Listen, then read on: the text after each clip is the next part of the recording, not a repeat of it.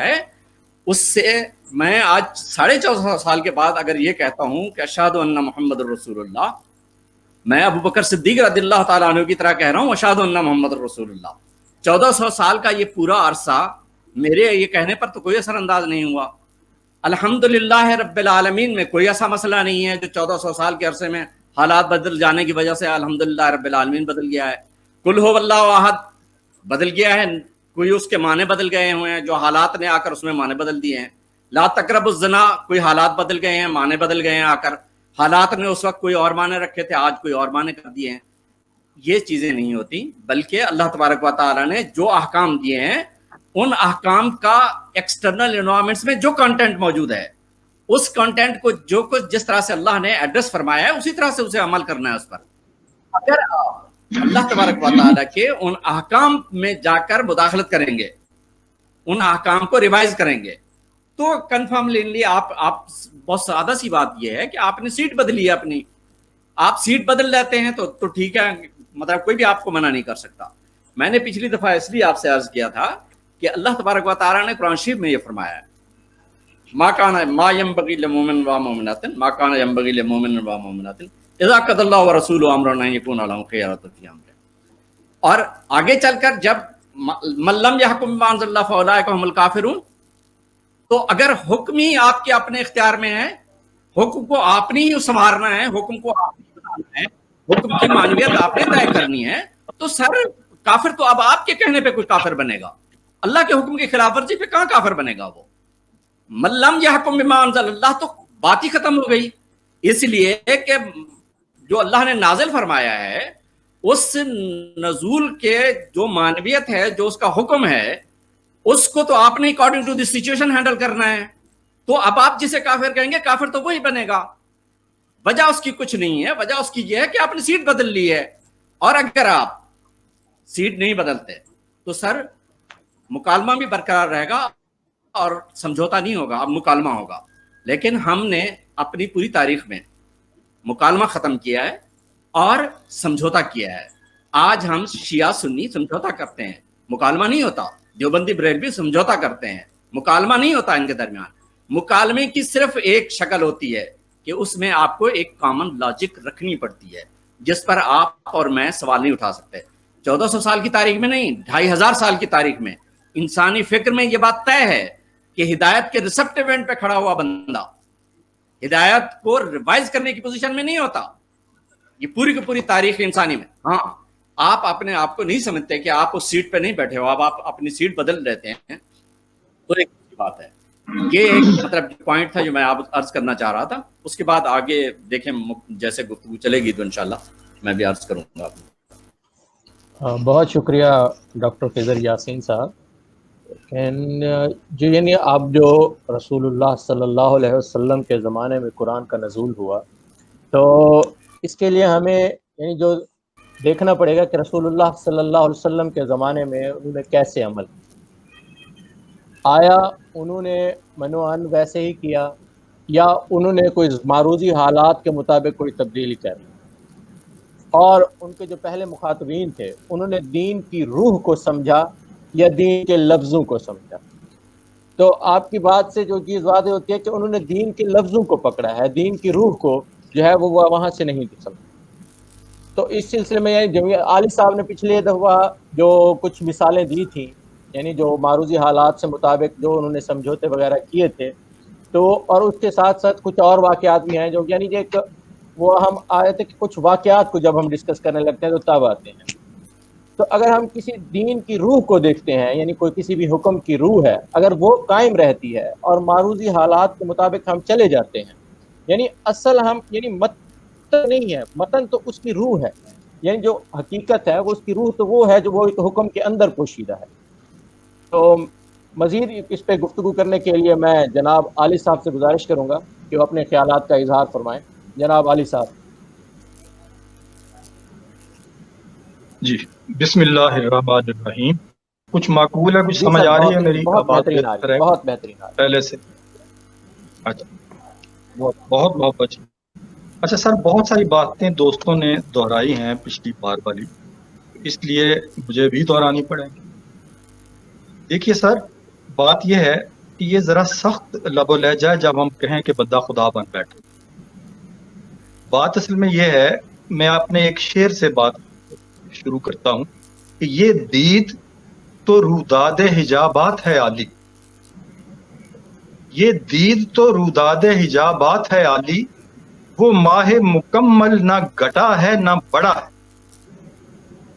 یہ انسانی عجز ہے کہ وہ خدا کی پرفیکشن کو اسی طرح سے ایز اٹ از نہیں دیکھ سکتے. انسان خامی والی چیز ہے، انسان کی تحدیدات ہیں. پیغمبر کی موجودگی اور پیغمبر کی عدم موجودگی میں یہی فرق ہے کہ پیغمبر موجود ہے تو ایک کسوٹی موجود ہے، ایک حکم موجود ہے، ایک ایک قوت فیصلہ موجود ہے جو ایبسولوٹ ہے، جو حتمی ہے. اور جیسے ہی پیغمبر آنکھ بند کرتا ہے تو سب سے پہلے زکوٰۃ پر مسئلہ پیدا ہوتا ہے کہ ایک گروہ ہے، میں نے اس لیے مجھے دہرانی پڑے گی بات، کہ وہاں اپنی اپنی وزڈم جو ہے وہ سامنے آتی ہے. کچھ لوگ کہتے ہیں کہ جی فتنہ پیدا ہو جائے گا، ان ریسٹ ہو جائے گا، تو فی الحال اس سے اغماض برت لیں. ابوبکر صدیق کہتے ہیں نہیں، میں تو رسی بھی نہیں چھوڑوں گا. تو نہ جنہوں نے یہ کہا کہ اغماض ذرا برت لیں، نہ وہ جو ہے انہوں نے سیٹ بدل لی ہے، نہ حضرت ابوبکر صدیق نے سیٹ پکڑی ہوئی تھی. بات اصل میں یہ ہے کہ یہ ظاہر ہے کہ جب ایک ایبسولوٹ حکم جو من جانب اللہ ہے، وہ من جانب اللہ قوت فیصلہ یا حکم موجود نہیں ہے، تو فیصلہ آپ نے کرنا ہے بہت سارا. جہاں اختلاف ہو، اچھا اختلاف تو ایک نہیں 20 جگہ پر ہوا، اور دیانتداری سے ہوا، خلوص سے ہوا. میں نے پچھلی بار بھی عرض کیا تھا، پہلی بات یہ کہ اس کو کتاب احکام تک محدود کر دینا قرآن مجید کے ساتھ زیادتی ہے، یا صرف 2 باتیں کہنا کہ یہ کتاب اخبار ہے اور کتاب احکام ہے. نو، یہ کتاب دانش ہے، یہ کتاب حکمت ہے، یہ کتاب عبرت ہے، یہ کتاب وعید ہے، یہ کتاب توحید ہے. اتنے اس کی پہلو ہیں کہ اسے آپ ایک بات. اچھا، اسی طریقے سے متشابہات اور محکمات کا کبھی کسی نے فیصلہ کر کے رکھ دیا ہے کہ یہ آیات جو ہیں متشابہات ہیں، یہ آیات جو ہیں یہ اپنا احکامات ہیں، ان پر آپ نے غور نہیں کرنا، ان پر آپ نے غور کرنا ہے. بھائی میں نے جب عرض کیا تھا کہ جب بار بار تدبر کی بات کرتا ہے قرآن مجید، تو اگر ہم نے غور ہی نہیں کرنا، جب غور کرے گا انسان تو ویریشن آئیں گی. یہ لاجک ہے، یہ غیر منطقی بات نہیں ہے. جب انسان غور کرے گا ویریشن آئیں گی. ویریشن کے درمیان آپ کو اتفاق پیدا کرنا ہے، وہ اجماع ہوتا ہے، وہ آپ سمجھ لیں کہ آپ کی اجتماعی رائے کنسنسس ہوتا ہے.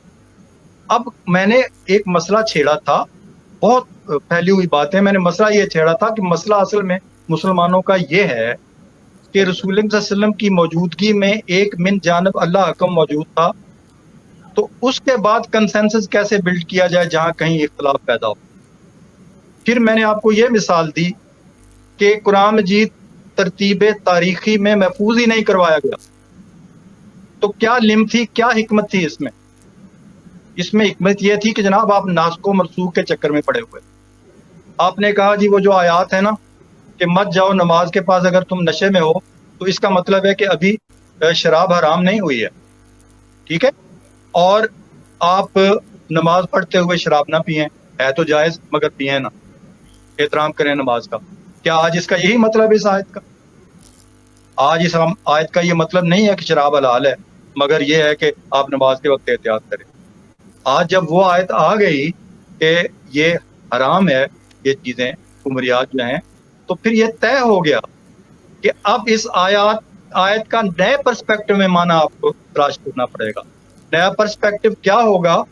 وہ یہ بنے گا میری انٹرپریٹیشن کے مطابق کہ ایبسولوٹلی شراب حرام ہے، مگر آپ نے اگر ایک حرام حرکت کی ہوئی ہے تو نماز کو پلید مت کریں. اب اس کا معنی یہ ہوگا، اسے قرآن سے نکالنا نہیں ہے اس آیت کو، اس کے نئے پرسپیکٹو میں اس کے معنی سمجھنے، نہ اس سے وہ معنی لینا ہے جو 1400 سال پہلے تھے. پھر تو آپ کے لیے جائز ہو جائے گی شراب. کیونکہ اس وقت تو اس کا معنی جائز تھا. اسی طریقے سے میں آپ کو ایک اور عرض کروں کہ ان باتوں پر غور کرنا چاہیے، ان میں تطبیق پیدا کرنے، بے شمار باتوں میں تطبیق پیدا کرنے کی ضرورت ہے. مثلا قرآن مجید میں 2-3 جگہ یہ آیات ہیں کہ جو خدا پر اور آخرت پر ایمان رکھتے ہیں اور نیک عمل کرتے ہیں، اللہ کے ہاں ان کے لیے اجر ہے، قیامت کے روز انہیں کوئی خوف اور غم نہیں ہوگا، چاہے وہ، میں پہلا حصہ ذرا تھوڑا سا چھوڑ گیا، چاہے وہ مومن ہیں، چاہے یہودی ہیں، چاہے عیسائی ہیں، چاہے صابی ہیں. تو اس میں مومن بھی شامل ہے. اب اس آیت کی جو آفاقی سطح پر کچھ رعایت ہے ایسے شخص کے لیے جو خدا کا بخشا ہوا جو شعور ہے اچھائی اور برائی کا، اس کے مطابق عمل کرتا ہے اور آخرت پر اور خدا پر یقین رکھتا ہے، توحید پر، تو اللہ میاں اس کے لیے رعایت کر رہا ہے. اب ہمارا جنت کا حقدار بننے کے لیے ہمارے ہاں ایمان کی شرائط یہ ہیں کہ رسول اللہ صلی اللہ علیہ وسلم پر ایمان لازمی شرط ہے. اب وہاں اسے ایکسکلوڈ کر دیا گیا. اب اس میں ہمیں تطبیق پیدا کرنی ہے. تو تطبیق پیدا کرنے میں اگر یہ کہوں کہ جن لوگوں تک اطلاع نہیں پہنچی، اور اطلاع کا مطلب یہ نہیں ہے بھائی کہ آپ نے اگر پیغام پہنچا دیا لا الہ الا اللہ محمد رسول اللہ، اس کے کانوں تک پہنچ گیا تو بس پہنچ گیا. اطلاع پہنچنا یہ نہیں ہوتا. جب تک آپ کا دل مان لے نہ مان لے اس وقت تک آپ کو انٹرنلائز نہیں ہوئی بات. آپ جواب دہ اس وقت ہیں کسی بھی شعور کے جب آپ واقعتاً وہ شعور آپ کی رگو پے میں پہنچ چکا. یہ جو تھا ابو جہل، اس کا مسئلہ یہی تھا کہ وہ یہ جان چکا تھا کہ رسول اللہ صلی اللہ علیہ وسلم بات، اور پھر اس نے کفر کیا. اب اگر آپ نے اطلاع پہنچا بھی دی، دنیا میں پہنچ گئی، لیکن ایک بندہ ابھی انٹرنلائز اس کو نہیں ہوا رسول اللہ صلی اللہ علیہ وسلم کی صداقت کا، لیکن خدا کی صداقت کا اس کو جو ہے پورا پختہ یقین ہو چکا ہے، تو اس کے لیے وہ آیت موجود ہے. اب پھر مسئلہ یہ پیدا ہوگا کہ بھئی مسلمان اور اس میں ایک فرق کیا ہے، تو اس کے ساتھ ایک رعایت کرنا. اللہ میاں کے پاس تو 1000 درجے ہیں جنت کے، ہم کون ہوتے ہیں فیصلہ کرنے والے کہ یہ دونوں برابر ہو گیا نہ ہو گئے. اب بات یہ ہے کہ قرآن کا تخاطب جب مومنین کو ہے تو وہ ایک کلیکٹیو جماعت کو، وہ امت رسول اکرم صلی اللہ علیہ وآلہ وسلم کو خطاب ہے. وہ خطاب اس لیے ہے کہ آپ ہراول دستہ ہیں انسانیت کا. آپ کے ذمے یہ کام ہے کہ برائی جہاں ہو رہی ہے اسے طاقت سے روکیں، اور طاقت سے نہیں روک سکتے تو اس کے خلاف آپ زبان سے جہاد کریں، وہ بھی نہیں کر سکتے تو دل میں جانیں. لیکن آپ کا جو پہلا فرض ہے اس جماعت کا وہ یہ ہے کہ دنیا میں اچھائی کو فروغ دے اور برائی کو روکے. اور اس کے لیے یہ ساری جو جماعت ہے جو جسے اقبال کہتا ہے خاص ہے ترکیب میں قوم رسول حتمی، تو اسے منضبط ہونا ہے اس اعتبار سے. اچھا، اس کا مطلب یہ ہوا کہ اللہ تعالیٰ نے یہ چاہا تھا کہ مسلمانوں کے پاس انیشیٹو آئے، مسلمان پہل کاری کریں. ہمارے ہاں صورتحال یہ ہے کہ اجتماع اور قوم جو ہے اور امت مسلمہ وہ تو کولیکٹیو کنسنسس سے اجتہاد کر جاتی ہے، تو 500 سال بعد جا کے آپ کے علماء کرام ان باتوں کو مانتے ہیں. ابھی میں مثلا تصویر کی بات کرتا ہوں، ابھی علماء کرام اس کے بارے میں شرح صدر پیدا نہیں کر سکتے، حالانکہ روز کانفرنسیں کرتے ہیں، روز جو ہے تقریریں کرتے ہیں، اور ویڈیو آئے ٹی وی پر تو خوش ہوتے ہیں، اخباروں میں تصویریں تک، لیکن شرح صدر نہیں پیدا کر سکے اس کے بارے میں. تو بات اصل میں یہ ہے کہ اللہ تو یہ چاہتا ہے کہ مسلمانوں کے پاس انیشیٹو ہو اور وہ پہل کریں. اب اگر میرے حساب سے مسلمانوں کو غلامی ختم کرنی چاہیے تھی ایبسولوٹلی، کیونکہ ہمیں حکم تھا کہ یہ مشکل کام ہے، آپ کو کرنا ہے، تمہیں ایک سخت گھاٹی سے گزرنا ہے. وہ گھاٹی کیا ہے؟ وہ ہے گردنوں کا چھڑانا. حضرت عمر نے تو شروع کام کر دیا تھا اس بات کا، یہ کہہ کہ ماں نے آزاد پیدا کیا، تم نے انہیں کہاں غلام بنا دیا، کیسے بنا دیا. لیکن ہم نے یہ نہیں کیا، اور یہ کیا لل کرنے. تو ہم اگر اب یہ کہیں کہ جی ہمارا کوئی واسطہ اس بات سے نہیں، اس حکم کے ساتھ یا اس پیش رفت کے ساتھ، کیوں واسطہ نہیں؟ اب بات یہ ہے کہ زندگی ہر لمحے آگے بڑھ رہی ہے، کلو یوم ہوا فی شان، اللہ کی نئی چاند سے ہر نیا دن شروع ہو رہا ہے. اس میں یہ بات بھی اتنی درست نہیں ہے کہ یہ جو جتنے فرقے ہیں ان کا قبلہ بھی الگ ہو گیا، ان کا خدا بھی الگ ہو گیا. یہ بڑی متشددانہ بات. ان میں بے شمار کامن باتیں جنہیں آپ کہہ رہے ہیں کہ جی وہ اصل میں مفاہمت کرتے ہیں. وہ مفاہمت نہیں ہے, وہ کنسنسس ہے پوری امت کے اندر, بے شمار باتوں پر ہے. آپ دیکھیں, جب آپ خود کہتے ہیں کہ روایت, ایک نقطہ میں اور عرض کرتا ہوں, ہر مذہب کو تہذیب کے مرحلے میں داخل ہونا ہوتا ہے, اور ہر نئی صورتحال کے کچھ فائدے ہوتے ہیں, کچھ نقصان ہوتے ہیں. دنیا میں جتنی بھی کشش رکھنے والی چیزیں ہیں, سیکس سے لے کر روحانیت تک, جتنی انسانیت کے لیے کشش رکھنے والی چیزیں ہیں, عشق شامل کر لیں, حسن شامل کر لیں, اناج شامل کر لیں, اپنا سیکس شامل کر لیں, مذہب شامل کر لیں, روحانیت شامل کر لیں, ان سب کو ایکسپلائٹ کرتا ہے. ایکسپلائٹر مسلمانوں میں بھی ہو سکتے ہیں, ایکسپلائٹر غیر مسلمانوں میں بھی ہو سکتے ہیں. تو اس کا مطلب یہ ہوا کہ جتنی کوئی زیادہ چیز ان ڈیپتھ کشش رکھتی ہے انسانوں کے اندر, اتنی ہی وہ زیادہ ایکسپلائٹ بھی ہو سکتی ہے. اسی لیے یہ پیر شیر ایکسپلائٹ کرتے ہیں, اسی لیے اور بھی بعض جو بدنیت لوگ ہیں وہ مذہب کو ایکسپلائٹ کرتے ہیں, سیاسی میدان میں بھی ایکسپلائٹ ہوتے ہیں, ہر چیز ہوتی ہے ایکسپلائٹ. اچھا, مارکسزم کیا کم ایکسپلائٹ ہوا؟ مارکسزم نے یہ کہا تھا نا کہ بھائی جو فرق ہے طبقاتی وہ کم ہونا چاہیے. یہ کیا ہے؟ یہ استحصال ہے. تو اس پر آپ کو پتہ ہے جارج آریول کو وہ لکھنا پڑا تھا ناول اپنا اینیمل فارم. تو اس میں بتایا تھا کہ انسان کی سرشت میں خرابی موجود ہے, وہ آپ کے ان اچھے ناروں کو بھی ایکسپلائٹ کرے گا. اور پھر وہی ہوا, طریقے کوہکن میں بھی وہی ہیلے ہیں, پرویزی. تو اس لیے اگر مذہب کی قوت کو کوئی بدنیت لوگ, ایکسپلائٹر لوگ ایکسپلائٹ کرتے ہیں, تو اس کا مطلب یہ نہیں ہے کہ مذہب سے صحیح روشنی لینے والے موجود نہیں ہیں. یہ خیر اور شر کا تصادم قیامت تک جاری رہے گا, مسلمانوں کے اندر بھی جاری رہے گا, ورنہ حضرت امام حسین پیدا نہ ہوتے. ظاہر ہے کہ آپ کو آج آپ جو مرضی کر لیں, لیکن ایک جو بڑا تضاد پیدا ہوا, دیکھیں یہ کوئی نہیں چھین سکتا کریڈٹ حضرت امام حسین سے کہ انہوں نے کہا مجھے واپس جانے دو, انہوں نے کہا مجھے یزید سے بات کر لینے دو, انہوں نے کہا مجھے سرحدوں پر بھیج دو, انہوں نے کہا نہیں یہاں اسی جگہ آپ کو بیعت کرنی, یہ میں نہیں کر سکتا. دیکھیں تاریخ ایک بات کو جسے آپ چھوٹی سی سمجھتے ہیں وہ تاریخ میں گرو کرتی ہے.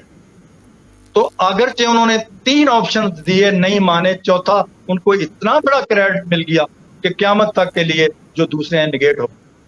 اس لیے یہ جو عمل ہے نا تہذیبی عمل, جس کا میں نے ابھی ذکر کیا کہ ہر ریلیجن نے تہذیبی مرحلے میں داخل ہوتا ہے.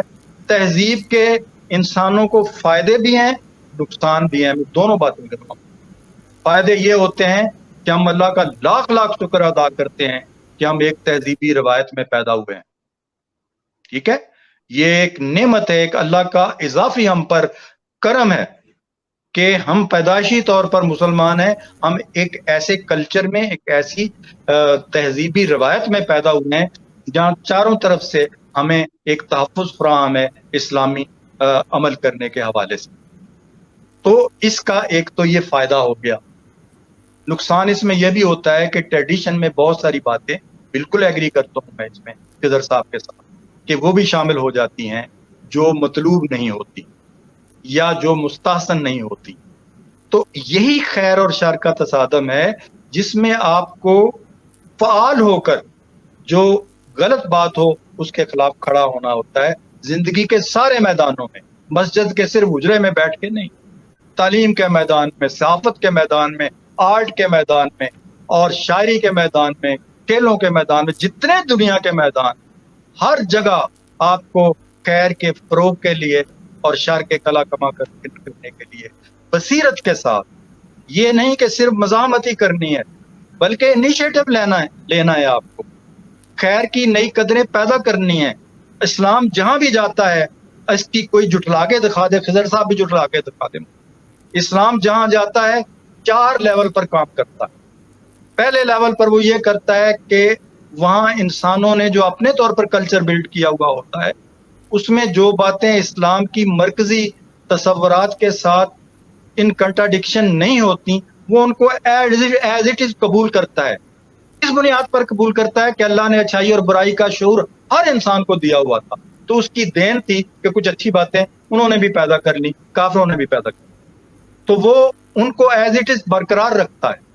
نمبر 2 پر یہ کرتا ہے کہ جن باتوں میں کوئی ایڈیٹنگ ہو سکتی ہے, ٹرمنگ ہو سکتی ہے, ان میں وہ تبدیلی کرتا ہے. جیسے آپ دیکھتے ہیں کہ خانہ کعبہ کا جو طواف تھا وہ نیکڑ ہوا کرتا تھا, تو اس میں اسے درست کیا گیا.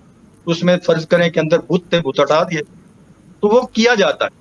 اچھا, تیسرا مرحلہ یہ ہوتا ہے کہ وہ منسوخ کرتا ہے ان قدروں کو مکمل طور پر جن کے ساتھ کسی طرح کا کمپرومائز نہیں ہو سکتا.